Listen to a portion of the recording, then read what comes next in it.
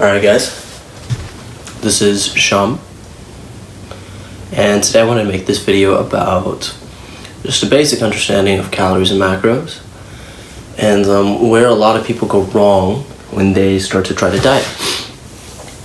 So, there's a lot of problems with the diets out there, and especially with the standard American diet, but we all know that, right? But now in the way that society has kind of pulled us, and obesity and food related problems have become such a widespread thing, not to mention it affects every aspect of who we are. Literally, our cells will turn the food that we eat into our new cells, so we are going forth with the food that we have. Anyway, but obviously the standard American diet, or whatever diet full of processed foods, has obviously been under some sort of scrutiny, and rightfully so. And so people want to make a change, and then the problem is really that people shift completely, and then they just say all those foods are bad and all of these foods are good. But the problem is that all the good foods that they think about are disgusting, they don't enjoy them, and then all the bad foods are really, really delicious. So now they've created this stark comparison in their minds between good and bad foods, and instead of just understanding the mechanisms at play, because come on, it's a lot more complex than good and bad foods, but they make this just black and white error, or at least that's the way they're thinking about it, and then they just yo-yo back and forth, because one part of them tells them, oh no, I should be doing I should be eating well, I should be eating clean, and the other part of them is like, no, food is so delicious, I want to eat all the food that I want, I want to eat junk food.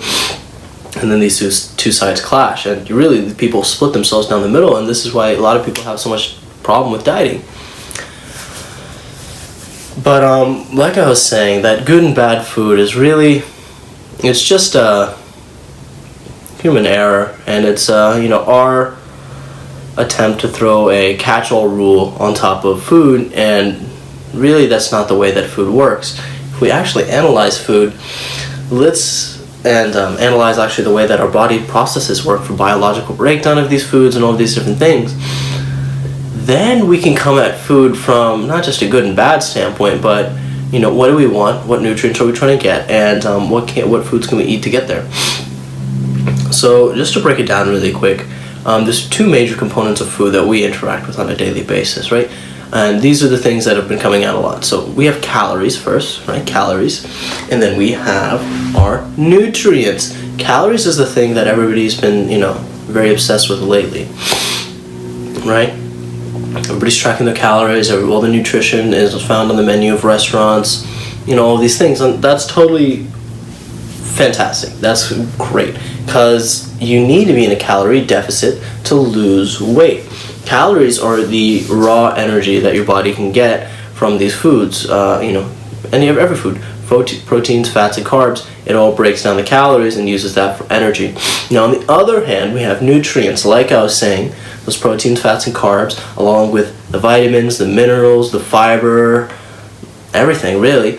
Those are the raw materials that your body uses to facilitate bodily processes. So now we have calories and we have nutrients. Now the problem with most people's diets is they have way too many of these and not enough these, right? So instead of saying that all foods or the processed foods are bad, or that clean foods are super healthy,